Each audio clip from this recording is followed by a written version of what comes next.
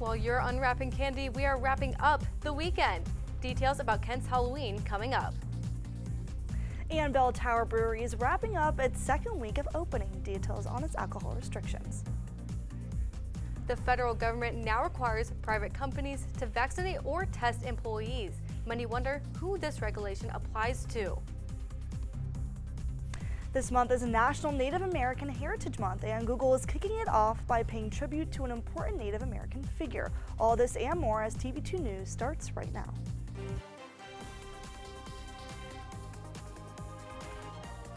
This is TV2 News.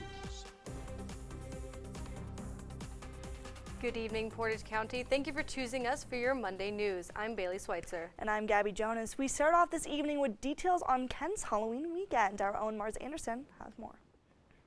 Gabby, an eventful Halloween for sure. Guys and ghouls haunted the Kent City streets over the weekend, celebrating Halloween only how Kent can.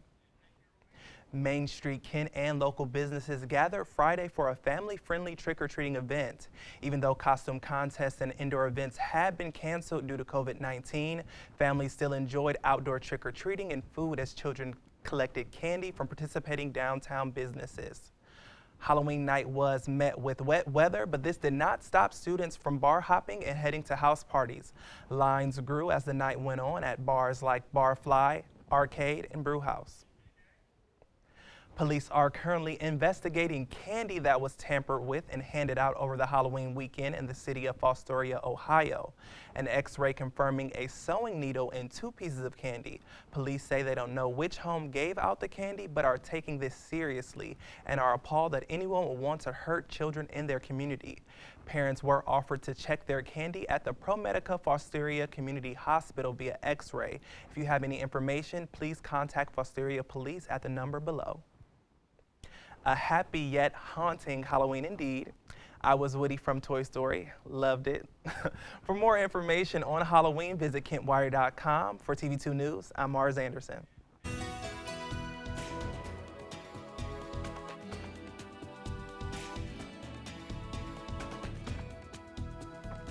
Hello, Kent State and Portage County.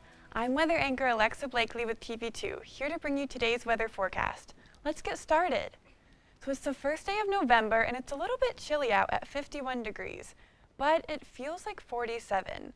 It's a little bit cloudy today, but we do have a high visibility at 10 miles per hour. And a little bit windy today, winds are moving west at 5 miles per hour. So looking at the temperatures for tonight, it's going to get a little bit colder at 45 degrees, and it's going to get down to 42 degrees by midnight tonight. It's going to be cloudy throughout the whole night, but almost no chance of rain. Okay, so looking at our map of Ohio today, we have temperatures in the mid-50s all over the state today. The lowest temperature that we're seeing is in Lima at 50 degrees, and the highest temperature that we're seeing is over here in Athens at 57. And if we zoom in on Northeast Ohio, as you can see, almost every city in Northeast Ohio has 51 degrees today. The only exceptions are in Sandusky at 50 degrees and Mansfield at 49. That's all I have for you right now, but don't go anywhere because when I come back later, I'll be giving you a sneak peek of tomorrow's weather as well as the 7-day forecast. Back to the desk. Kent State's Giving Tuesday launches a month-long initiative featuring numerous incentives for its supporters. Kent State has raised $7 million over the past 8 years. Its launches this year supports the recently launched Forever Brighter fundraising campaign. Through this campaign, philanthropy will provide scholarship support, top-tier faculty and facilities, global education, and high-impact experiences to help support Kent State and its students. Kent State's Giving Tuesday will begin today and go until November 30th. From church till non-functioning company to brewery, Bell Tower Brewing Company closes in on its second week at Kent neighborhood where for-sale alcohol is usually not allowed. TV2's Krabill has a story.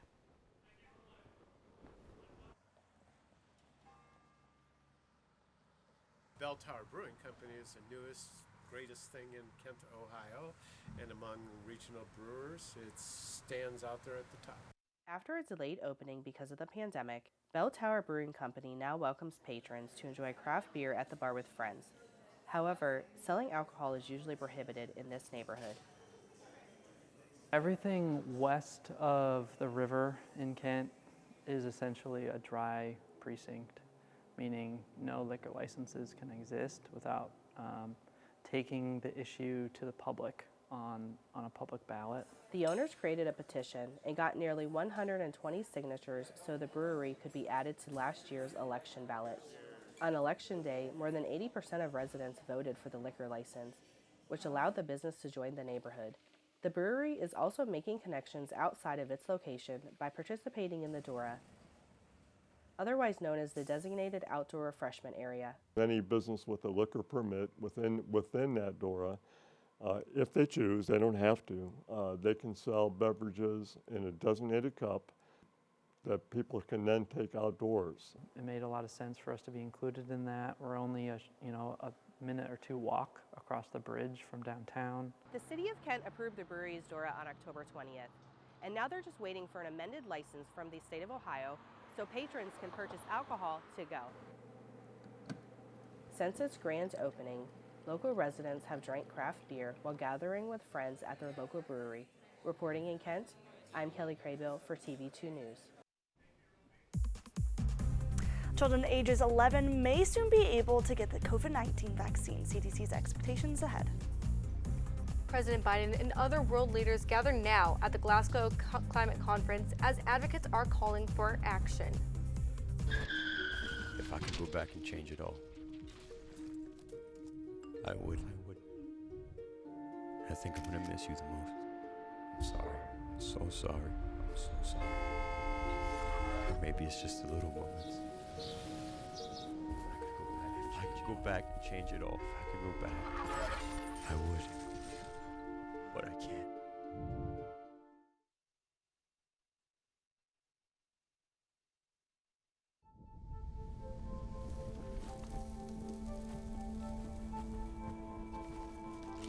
Eva Marie smoked 12,000 packs of cigarettes over 15 years.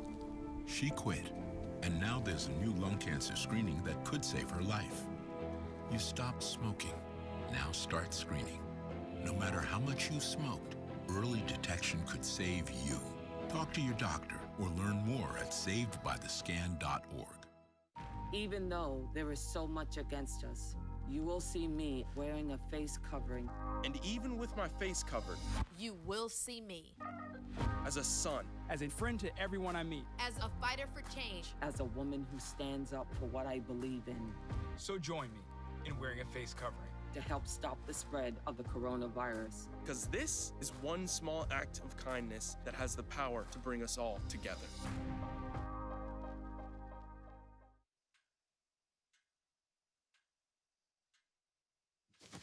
Awkward. I'm the awkward silence. You try to avoid me, then there I am again. But an awkward silence can be a great thing. Like Kelly here is about to demonstrate. You haven't really been yourself lately. Are you okay? Find out how you can help a friend with their mental health at seizetheawkward.org. Today I'm going to talk to you about physics. Come on in, girls. Let's go. This is the first rocket to get humans to Mars. Really tall. I'm a rocket structural engineer, designing and building parts of the rocket. You are the generation that will be stepping foot on Mars. Do I have a group of astronauts on my hands? Yes. You can become a rocket scientist or whatever else you want to be. After you joined our family, it was like, I really do feel complete now.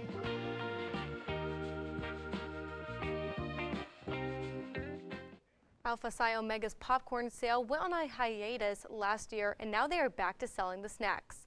TV2's Abigail Forbes reports.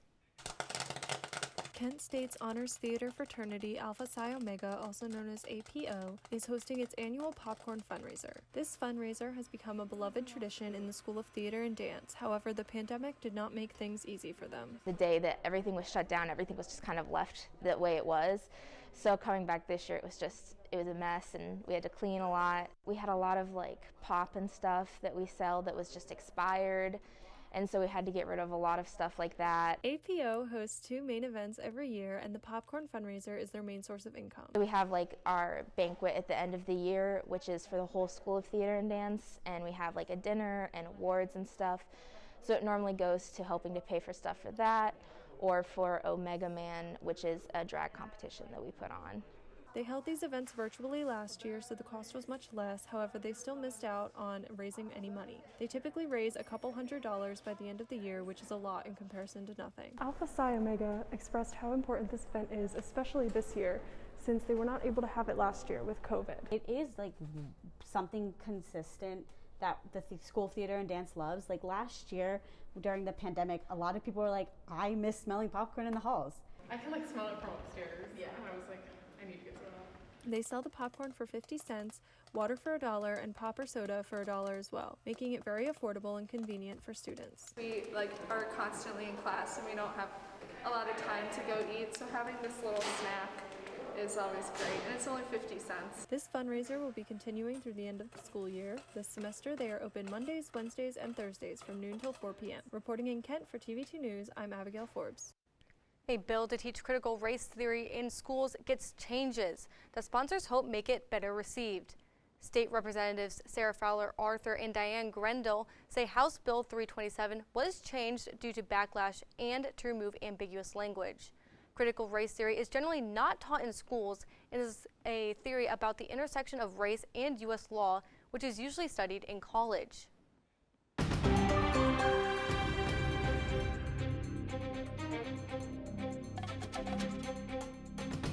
A recent update revealed that as of today, Ohio has 2,461 new cases of the coronavirus. There are no new deaths. However, the total death count has racked up to 24,527. The current number of hospitalized individuals is 2,334. The federal government is one step closer to requiring many employers to vaccinate their employees or to test them weekly for COVID-19. The rule applies to private companies that employ 100 or more workers. The Labor Department's regulation also requires employers to give workers paid time off to get vaccines and to recover from any side effects. Workers who opt for testing must wear face coverings at work. Companies are allowed to go further by requiring vaccines and not allowing weekly testing as an alternative. Employers that fail to comply can be fined up to nearly $14,000 per violation. This week, kids 5 to 11 could be eligible to roll up their sleeves for a COVID-19 vaccine. The CDC's vaccine advisors are set to vote on the issue tomorrow, and the CDC director is expected to officially recommend it. Kids 5 to 11 could be getting their shots as soon as Wednesday, but only about a quarter of their parents say that they'll get their kids vaccinated right away. However, between the virus and the vaccine, doctors say the greatest risk is COVID-19.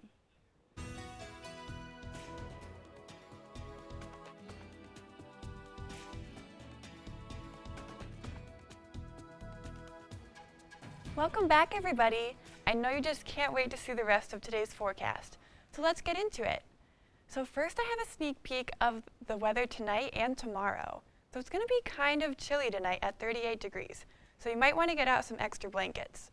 It's going to be really cloudy tonight, but there's almost no chance of rain. It's going to be a little bit cloudy and cold in the morning. Sunset keeps getting earlier. Tonight it's going to be at 6:26 p.m., so it's coming up really soon. And sunrise will be at 7:58 tomorrow morning. And speaking of tomorrow morning, it's going to be kind of chilly. It's going to start out at 36, but it's going to get up to 44 by noon. And it's going to start off a little bit cloudy in the morning, but eventually it's going to turn into a really sunny day. Our radar is a little bit boring today. The only storm we have is right over here in Lima, and that's not going to hit us. But you can also see our cloud patterns for the day. And we have some really heavy cloud coverage over us right now, and that's going to continue heading over us all throughout the night. And finally, I have the 7-day forecast for the rest of the week. We have a really beautiful sunny week this week. As you can see, we have a couple days with some clouds, but we have almost no chance of rain throughout the entire week. Nice fall temperatures, mid-40s to high 50s by the weekend. And that's all I have for you today. Tune in again next Monday for next week's forecast. With TV2, I'm Alexa Blakely. Back to you guys at the desk. Right now, as we sit comfortably here in this conference center in Glasgow, over 2 million of my fellow Kenyans are facing climate-related starvation. Calling for world leaders to take action at the climate talks taking place in Glasgow, Scotland. President Biden returns from the G20 summit in Rome, where he urged nations to shake loose the supply chain logjam. CNN's Cole Higgins reports. U.S. President Joe Biden asking fellow leaders to take on global supply chain challenges. Solving this is going to take all of us. During the final day of the G20 summit, Biden announcing the major domestic steps he plans to take. First, I'm allocating additional funding to help American partners, as well as the United States, cut port congestion by slashing red tape. An increase in funding meant to simplify customs and clearance procedures and in turn reduce supply chain delays. Second, Biden is signing an executive order giving the Pentagon the authority to release materials from the National Defense Stockpile. I urge all of you to consider bolstering your stockpiles, critical to national security in your countries. New steps to shake loose the supply chain welcome news as the U.S. Transportation Secretary says the issues will still have a hold on this holiday season. The steps that we're taking are making a difference, but the only way we can really put these disruptions behind us is to put the pandemic in the rearview mirror. The president wrapping up his time in Rome with a notable win and what the EU Commission president is calling a big step forward in fighting climate change. The U.S. and EU agreeing to ease Trump-era tariffs on aluminum and steel, a move Biden says will promote green steel and aluminum production and restricts countries like China from dumping dirty steel into the marketplace. I'm Cole Higgins reporting. Calling all KRAFT mac and cheese lovers, you may soon be able to try exclusive new flavors. Steelers, tune into my sports report for a recap on the game.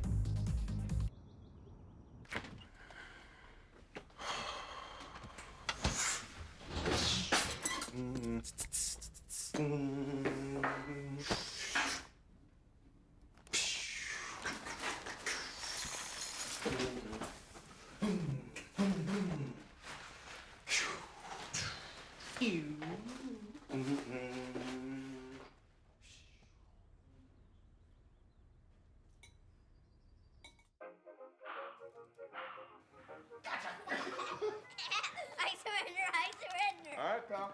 Get ready for the day, buddy. Hey, Dad. Hey, Dad. Do we have a gun? What's that? Do we have a gun?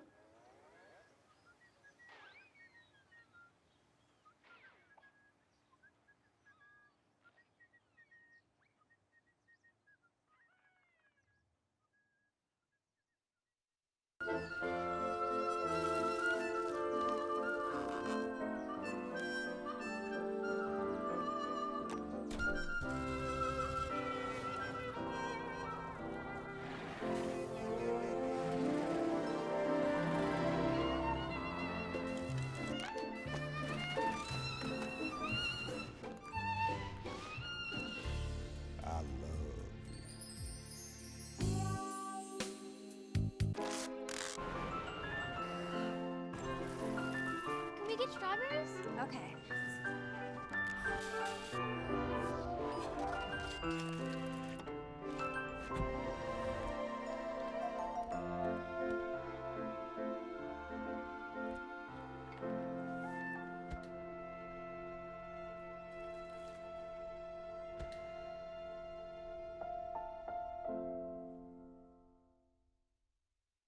When I was in foster care, I never knew when I would have to move, so I always had my suitcase ready to go. Then one day, I was adopted. My new parents opened their hearts and home to me. My parents cook my favorite breakfast for me every morning. My parents take me on trips I never thought I would go on. They gave me a home and an even better reason to use that suitcase. My parents aren't perfect, but they're perfect for me. I'm heading out, man. You want to ride? No, I got my car, but I actually really need to go to the bathroom. Dude, are you okay? I am definitely buzzed. Yeah. I think I will take this, and I will take that ride home. And now, your TV2 Sports Report.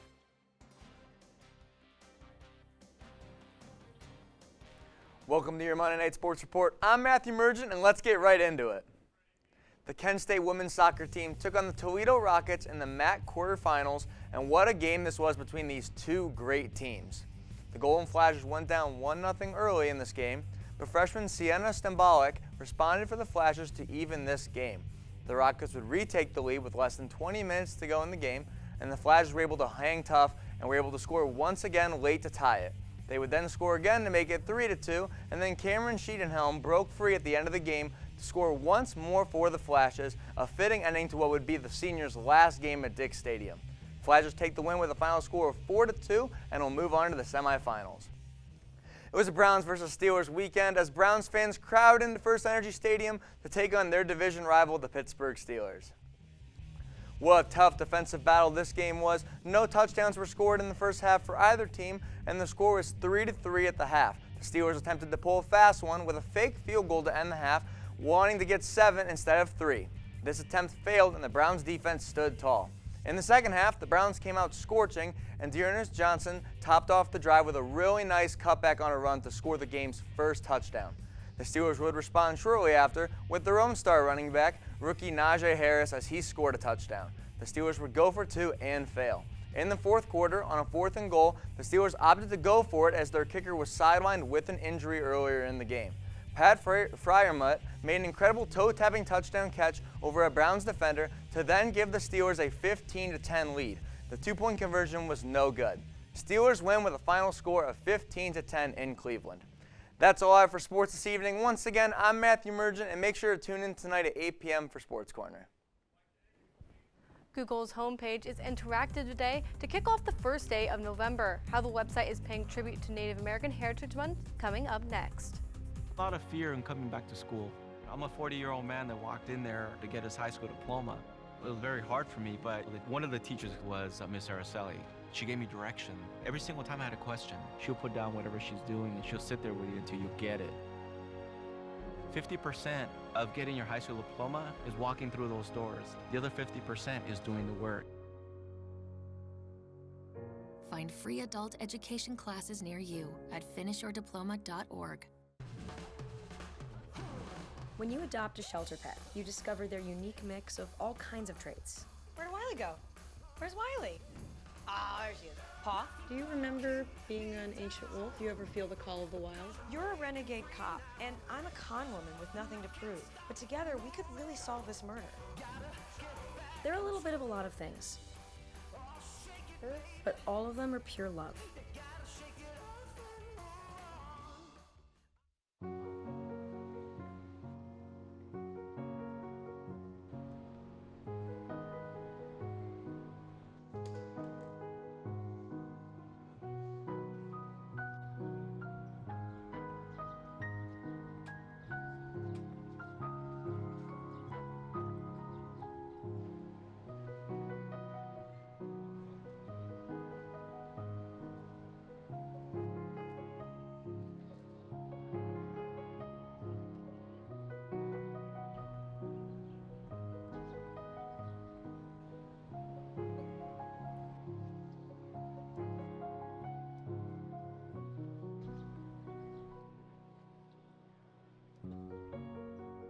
We'd do anything for kids.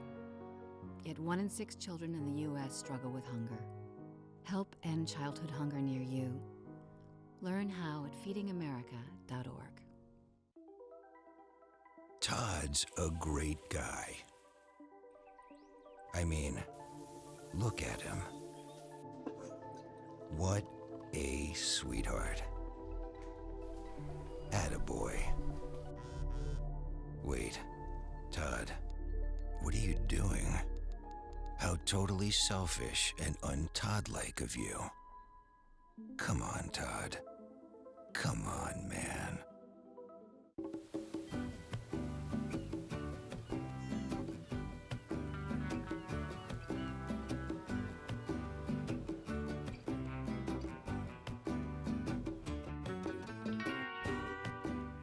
November is National Native American Heritage Month, and Google is starting off by paying tribute to the revered artist and culture leader Wiwa.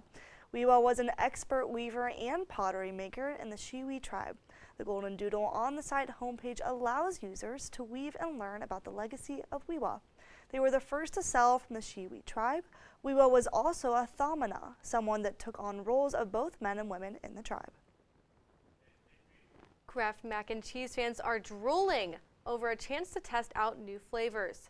The company is introducing an exclusive flavors club where members can be the first to try KRAFT's new seasoning blends before they're released to stores. Members will also get access to clothing based on each flavor. Becoming a member is a multi-step process that includes signing up on KRAFT's website and then acting on social media drops.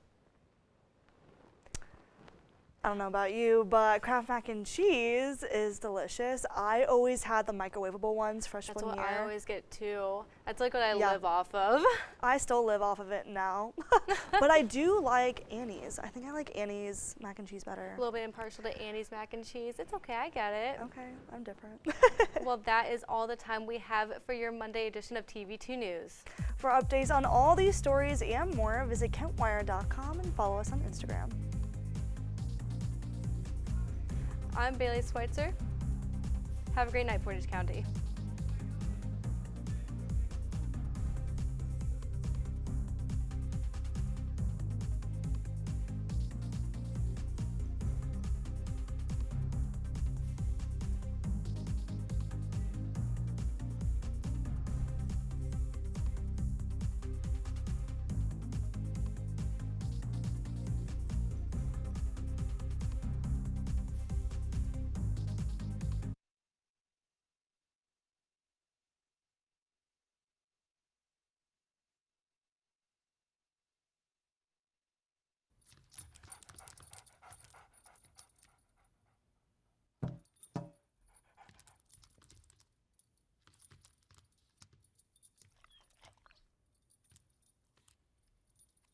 There's a shelter pet who wants to meet you.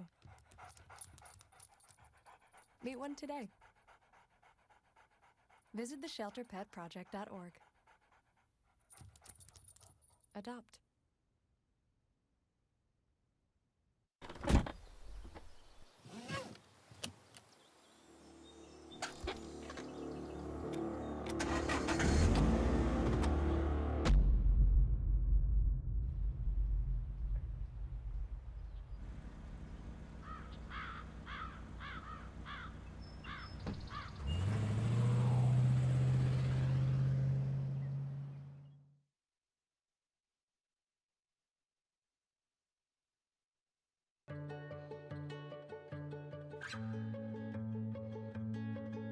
I feel like her heartbeat is like same speed as mine.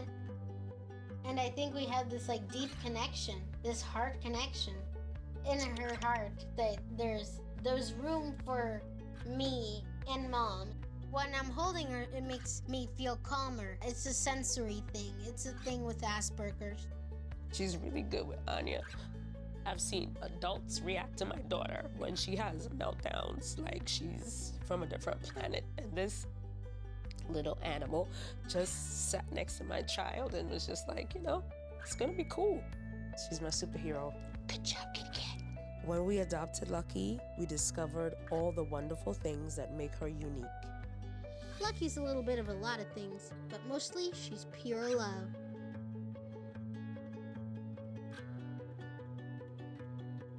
See on page 4 that the projections need to be blood. Next Thursday? Seriously? Thursday? Can't do that. This is really inconvenient. I have yoga that day. I have no time for this. So. I can't do Thursday, but I can do Friday. Disasters don't plan ahead. You can. Talk to your loved ones about how you're going to be ready in an emergency. Don't wait. Communicate.